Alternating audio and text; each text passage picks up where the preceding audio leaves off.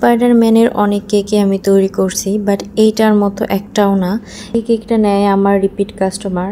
ও হচ্ছে আমার একদম বেস্ট ফ্রেন্ড। ও সবসময় আমার থেকেই কেক নেয়। আমার বেকিং জগতে যখন আসি তখন থেকেই হচ্ছে আমার থেকেই কেক নেয়। আমার কেক তারা ভীষণ পছন্দ করে। পুরো ফ্যামিলির সবাই অনেক বেশি পছন্দ করে। আর ওর একটা সমস্যা, ও হচ্ছে একদম আর্জেন্ট আমাকে অর্ডারটা কনফার্ম করে। এটার কারণে আমার একটু সমস্যা ফেস করতে হয়। এমন হয় যে ও যে থিমটা চায় ওই থিমটা আমি তৈরি করে দিতে পারি না, এত আর্জেন্ট। তো এই কেকটার বেলা অনেকটা এমনই হয়েছে, আমাকে বলতেছিল যে একদম আর্জেন্ট হচ্ছে একটা স্পাইডারম্যানের কেক লাগবে, উপরে হচ্ছে কোনো পিকচার দেওয়া যাবে কি না। তো আমি বললাম যে এখন তো হাতে একদমই টাইম নেই, এখন পিকচার দেওয়াটাও তো ডিফিকাল্ট। তখন আমাকে বলল যে আচ্ছা, আমি অল্প সময়ের মধ্যে যেভাবে পারি যেন আমি তৈরি করে দিই, বাট রেড কালারের মধ্যে। তো আমি তখন বলি যে যেহেতু এটা বাচ্চাদের জন্য হবে, সেহেতু এটা কিন্তু সেফ না। আমি যতদূর মনে করি রেড কালার বা যে কোনো ডার্ক কালার না খাওয়াটাই ভালো। আর এটা হাতে মাখবে, এটা আপনারা হচ্ছে শিওর থাকবেন যে এটা হাতে মাখবে। তো এখানে হচ্ছে আমি এটা বলার পরেও ও আমাকে বলে যে হ্যাঁ, প্রবলেম নেই এটা দেওয়ার জন্য। তো আমি এখানে রেড কালারই দিছি, যেহেতু স্পাইডারম্যান এটার থিমটাই হচ্ছে রেড কালার। তো এখানে আমি যতদূর পারছি আমি চেষ্টা করছি, যেহেতু একদম আর্জেন্ট ছিল।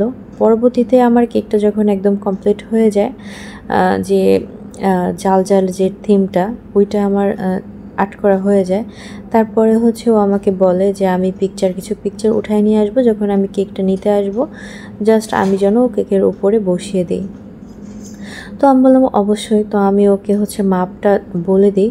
আসলে কেকের মাপ আর হচ্ছে এমনি ইঞ্চি টেপের মাপ এক না, এখানে একটু ঝামেলা হয়, সবাই আসলে বুঝতে পারে না।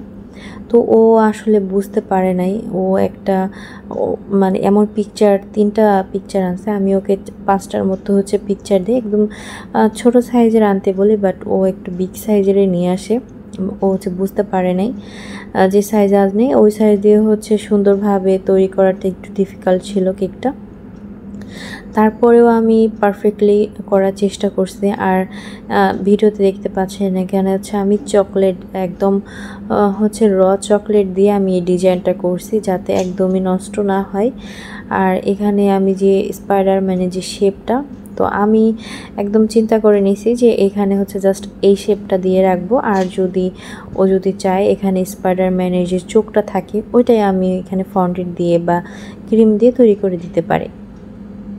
তো এখানে আমি এই ফার্স্টে জালটাই আমি দিয়ে নিই, কারণ আমার কাছে মনে হলো যে এটা দিয়ে আমি রেস্টে রেখে দিই, যেহেতু এখানে রেড কালার দেওয়া, এটা রেস্টে রাখাটা খুবই ইম্পর্টেন্ট। আর যারা হচ্ছে রেড কালার বা যে কোনো গাঢ় কালার দিয়ে কাজ করবেন অবশ্যই আপনারা রেস্টে রাখবেন। তো এখানে আপনারা পিকচারগুলো দেখেন, আমার ফার্স্টে দেখে আমার এত হাসি পাচ্ছিল যে আমি এগুলো কোথায় সেট করব বা কিভাবে কি করব। তো ফাইনাল লুকটা আমি এতটা সুন্দর হবে আসলে আমি বুঝতে পারিনি। তো আলহামদুলিল্লাহ কাস্টমার খুবই স্যাটিসফাইড ছিল। এই স্পাইডারম্যান থিম কেকটা আপনাদের কার কাছে কেমন লাগলো অবশ্যই কিন্তু জানাবেন।